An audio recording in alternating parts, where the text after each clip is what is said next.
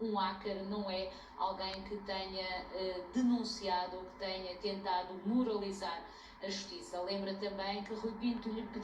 pediu à DOIN entre €500.000, seria o mínimo que aceitaria para negociar, entre €500.000 e €1.000.000 para não divulgar os dados que tinha da DOIN. Diz que Rui Pinto assumiu que foi ele que conseguiu entrar nos sistemas da DOIN e que assumiu também que tudo isso lhe deu muito trabalho e que terá demorado vários meses a conseguir compilar toda essa informação.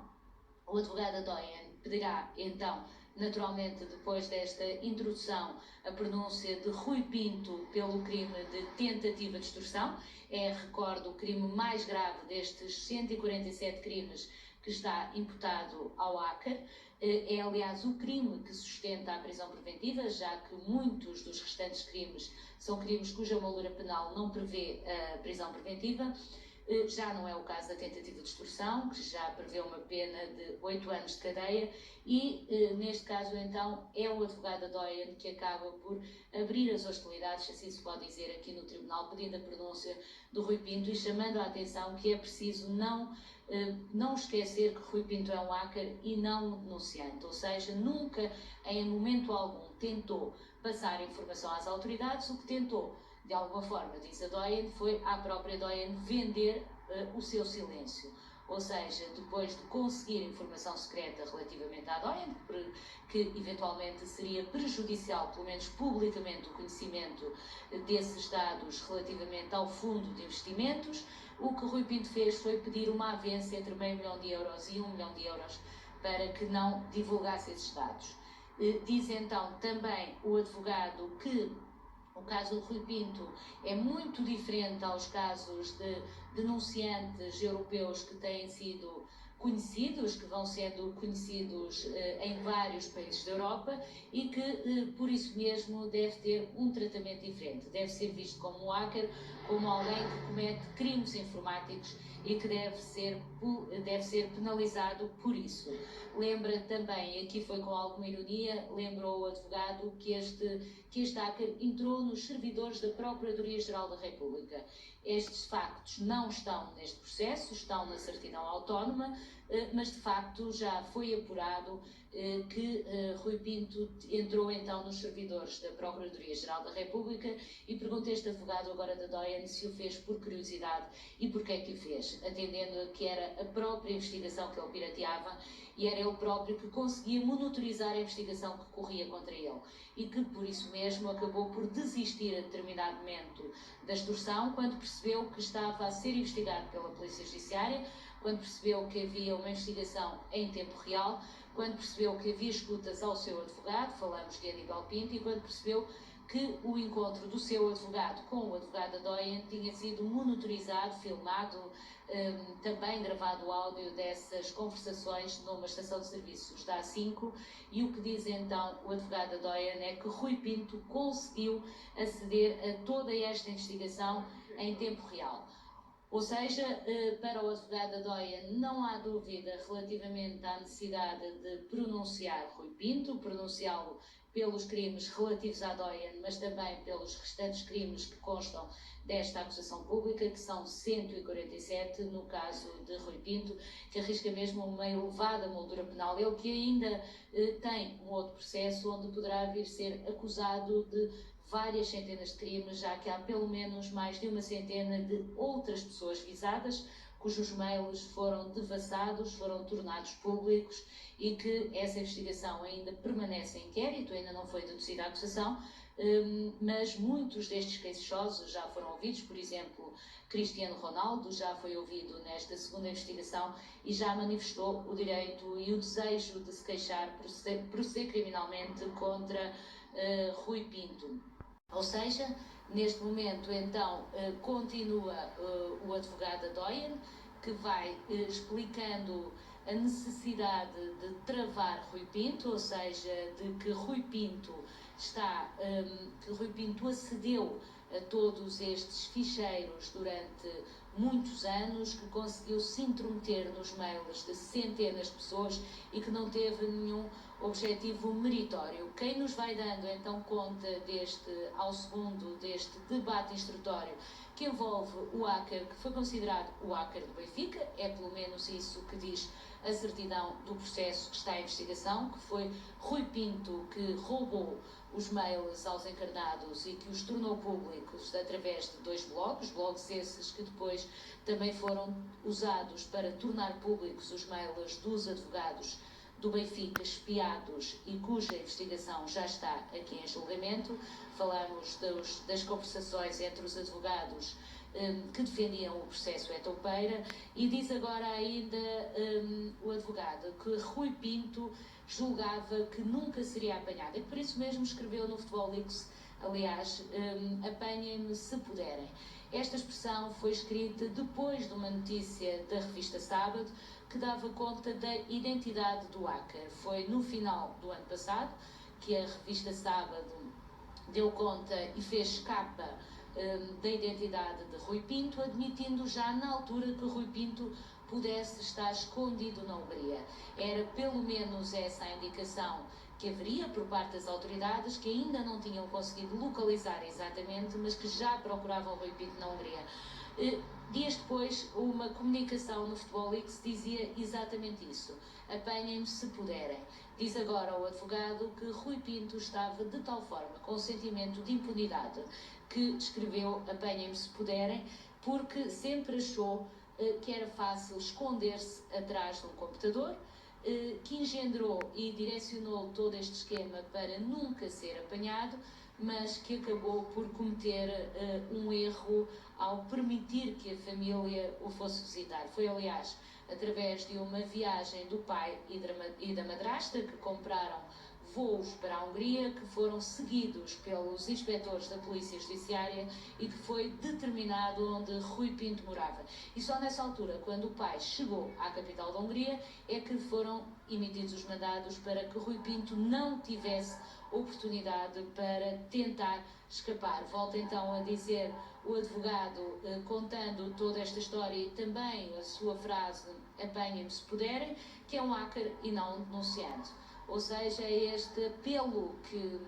a defesa da Doyen, que o advogado do assistente Doyen faz à juíza Cláudia Pina, ela que preside a esta instrução, de que Rui Pinto não pode ser visto como um denunciante, como aliás, por exemplo, Ana Gomes tem-se cansado de tornar público, dando conta que não pode ser criminalizado porque Rui Pinto é um denunciante, mas neste momento então o que é dito é que Rui Pinto é efetivamente um hacker e não um denunciante. Neste momento está então a alegar a advogada da Doyen. Já vimos que relativamente a Rui Pinto pede que seja pronunciado nos exatos termos da acusação. Diz que efetivamente Rui Pinto não é um denunciante, Rui Pinto é um hacker, é alguém que tentou ganhar dinheiro com a informação que recolheu, que aliás até chegou a atingir a Procuradoria-Geral da República e que espiou investigadores da Polícia Judiciária. Ou seja, que nunca teve qualquer objetivo de ajudar as autoridades, nunca divulgou nada que sabia às autoridades porque o seu objetivo era outro. Relativamente a Aníbal Pinto, pede-se também, novamente, já tinha acontecido quando foram as alegações do Ministério Público, pede agora novamente à advogada da Doyen que também Aníbal Pinto seja pronunciado. Quem nos dá conta do que está a acontecer ao segundo é Débora Carvalho, ela que está então na sala de audiências a assistir a este debate instrutório, que acabam por ser umas alegações de todas as partes para que a juíza decida se este processo segue ou não para julgamento. Diz então a advogada da Doyen que Aníbal Pinto nunca agiu como advogado e que o facto de ter pedido 300 mil euros de honorários que não eram honorários, era efetivamente uma parte do dinheiro que queria. A juíza deu agora conta que não vai permitir que as alegações sejam muito extensas, chegou mesmo a brincar e disse que o limite é 30 minutos, senão vamos estar aqui até ao Natal. Isto porque são vários advogados que estão nesta sala. O Ministério Público gastou apenas 15 minutos, mas já passou mais de meia hora e ainda está a alegar então a advogada da Doyen. Diz então, relativamente a Aníbal Pinto, que o crime e o criminoso não nasceram da reunião na A5, reunião aliás que foi seguida pela Polícia Judiciária, que foi filmada pela Polícia Judiciária, onde se encontrou Aníbal Pinto e o advogado Adoyen. Diz então que não foi Pedro Henriques, advogado Adoyen, que propôs o que é que fosse a Rui Pinto e a Aníbal Pinto, foi exatamente o contrário. Foi Rui Pinto que se dirigiu a Nélio Lucas, o homem forte do fundo Doyen, e também foi Aníbal Pinto que se dirigiu então ao advogado Doyen, Pedro Henriques, para firmar este acordo. E este acordo passaria por Rui Pinto não tornaria público os mails e os conhecimentos que tinha sobre a Doyen, em troca assinava uma prestação de serviço no mínimo de €500 mil. O valor que queria seria entre €500 mil e €1 milhão. Diz agora a advogada da Doyen que Aníbal Pinto ganharia qualquer coisa como €300 mil. Diz então a advogada que Rui Pinto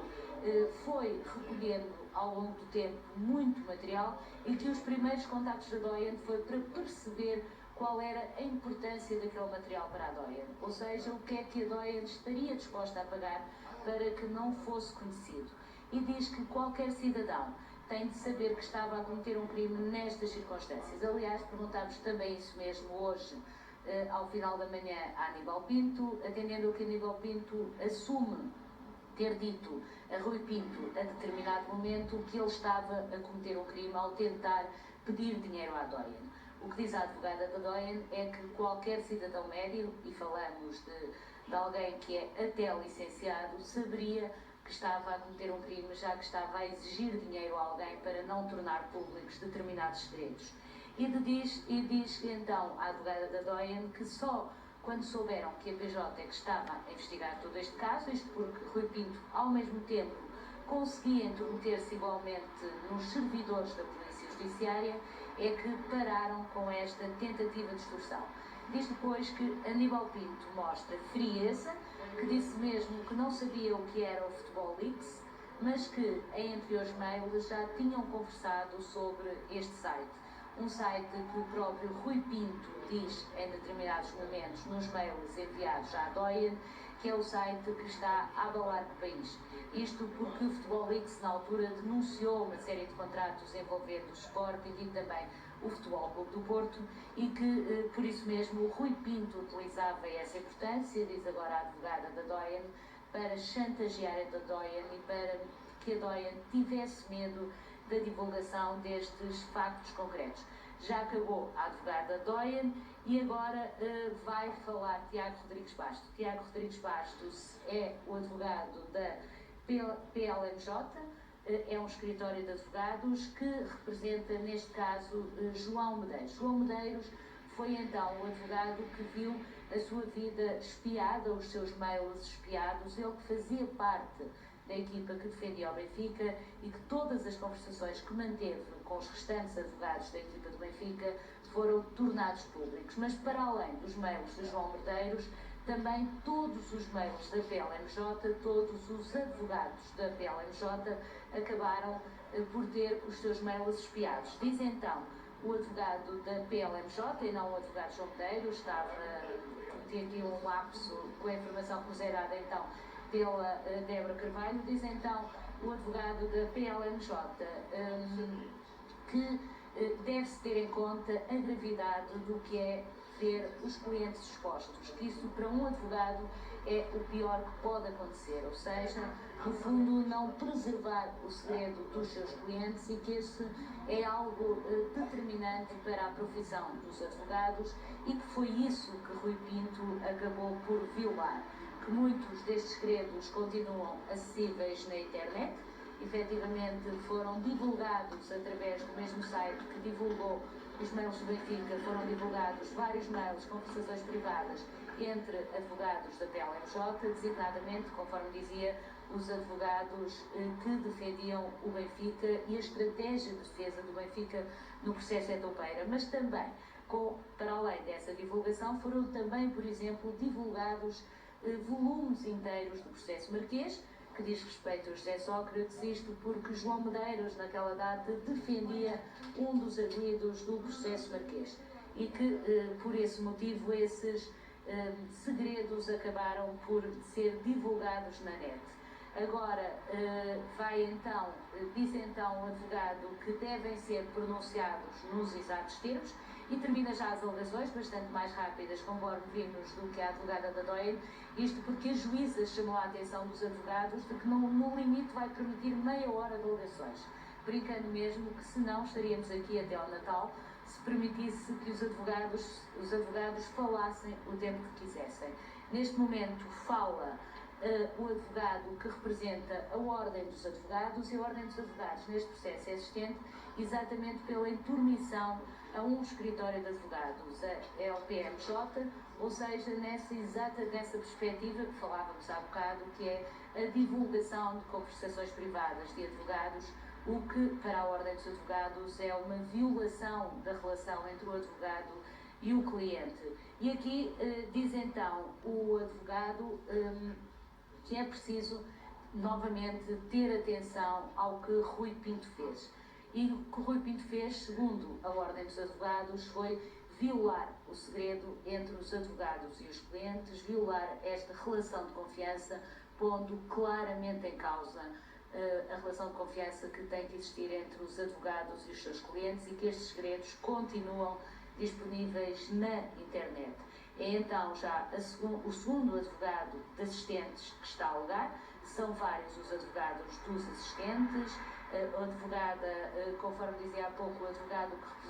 que representa a LPMJ, o escritório de advogados que foi espiado, foi bastante rápido, pediu a pronúncia nos exatos termos da acusação, aliás, tem sido coincidente. Também a advogada que representa a DOE pediu a pronúncia nos exatos termos da acusação, e a Procuradora da República pediu a pronúncia nos exatos termos da acusação. Isto significa o quê? Significa que quer para o Ministério Público, quer para os assistentes que já alegaram, o processo deve ir para julgamento conforme está escrito pelo Ministério Público. Só neste quadro é que este processo não prevê recurso, e só neste quadro é que é possível manter Rui Pinto em prisão preventiva. Diz agora então o advogado que representa a Ordem dos Advogados que é incontestável o acesso ilegítimo, e é incontestável que foi ilegítima a divulgação de conteúdos que foram retirados aos advogados e que muitos deles tinham a ver com estratégias de defesa. O caso